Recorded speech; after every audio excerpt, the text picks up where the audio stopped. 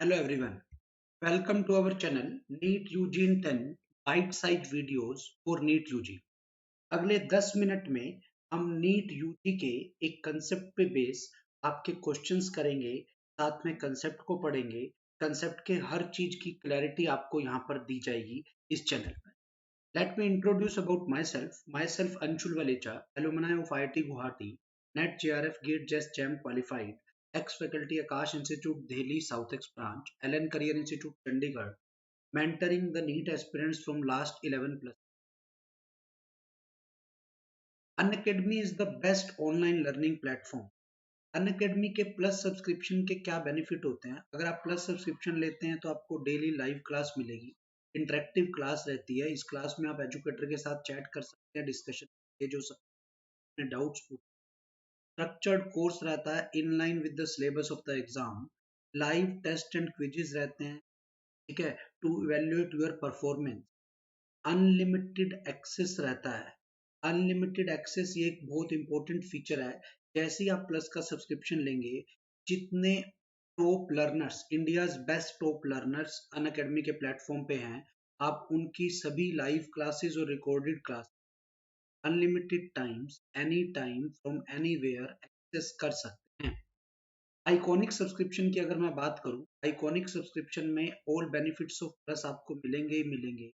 Personal coach मिलेगा one on one guidance के लिए, स्टडी प्लानर होगा, डेली का स्टडी प्लान होगा और बाई वीकली रिव्यूज होंगे, टेस्ट एनालिसिस इन डेप्थ होगा with personalised feedback to improve your time management and exam approach.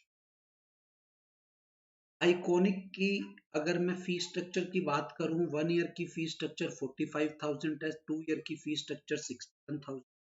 But जैसे ही आप मेरा कोड यूज करते हो लाइव एवी, आपको फी में 10% का डिस्काउंट मिलेगा और आपकी 1 ईयर की फी 40,500 हो जाएगी, 2 ईयर की फी 54,900 हो जाएगी। आपको ये सब्सक्रिप्शन अभी लेना है। क्यों? क्योंकि सब्सक्रिप्शन प्राइजेस विल इंक्रीज सून। बहुत जल्दी सब्सक्रिप्शन प्राइस बढ़ने वाले हैं। ध्यान रखना है, फी में डिस्काउंट के लिए, सब्सक्रिप्शन प्राइस में डिस्काउंट के लिए मेरा कोड यूज करना है लाइव एवी। प्लस सब्सक्रिप्शन की अगर बात करूं, प्लस सब्सक्रिप्शन की 3 मंथ की फी 15K है, 6 मंथ की फी 24K है, 12 मंथ की फी 30K है, 2 ईयर की फी 36K है। बट जैसे ही आप मेरा कोड यूज करते हो लाइव एवी, आपको 10% फी का डिस्काउंट मिलेगा और आपकी फी 1 ईयर की 27,000 हो जाएगी और 2 ईयर की 32,400 हो जाएगी। ध्यान रखना, live AV is my code. अब अनअकैडमी के लिए आपको करना क्या है? अनअकैडमी लर्निंग ऐप के लिए आपको सबसे पहले प्ले स्टोर पे जाना है, वहां से अनअकैडमी लर्निंग ऐप को इंस्टॉल करना है, तो अपना रजिस्ट्रेशन करना है, फिर अपने रिक्वायरमेंट के अकॉर्डिंग प्लस या आइकॉनिक का आप सब्सक्रिप्शन ले सकते हैं। एसी सर्किट आज का जो टॉपिक है, AC circuit through pure resistor only. हम पहले भी कर चुके हैं एसी सर्किट के, एसी पे बेस क्वेश्चन, एसी के बेसिक चीजें कर चुके हैं। Introduction of AC, average value, RMS value, peak value, instantaneous value, ये सब हम पढ़ चुके हैं। आज का जो हमारा टॉपिक है, AC circuit through pure resistor only. तो इससे पहले आपको कुछ चीजें पता होनी चाहिए। फेज ऑफ एसी क्या होता है? जो हमारे पास इक्वेशन थी, आई नोट साइन ओमेगा टी, तो यहाँ पर ये जो टर्म है साइन ओमेगा टी, ये फेज होता है।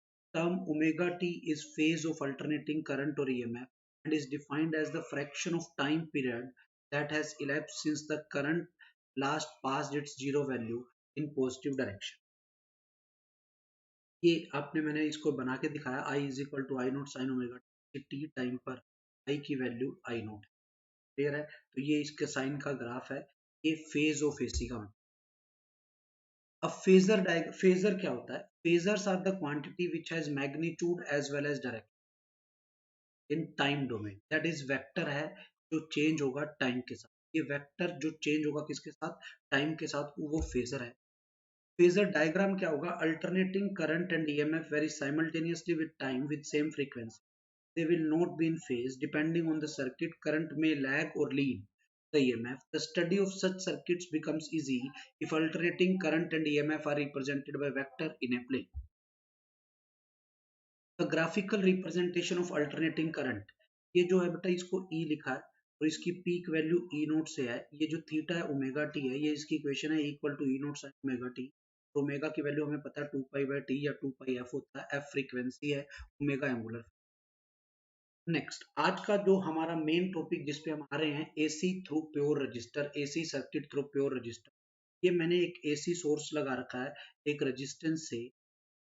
एसी सोर्स की इक्वेशन है E equal to E naught sine omega t. Resistance आ रहा है आई, जैसे ही लगाया इसमें से आई करंट गया, तो रेजिस्टेंस आ रहा है, इसमें अल्टरनेटिंग ईएमएफ लगाई।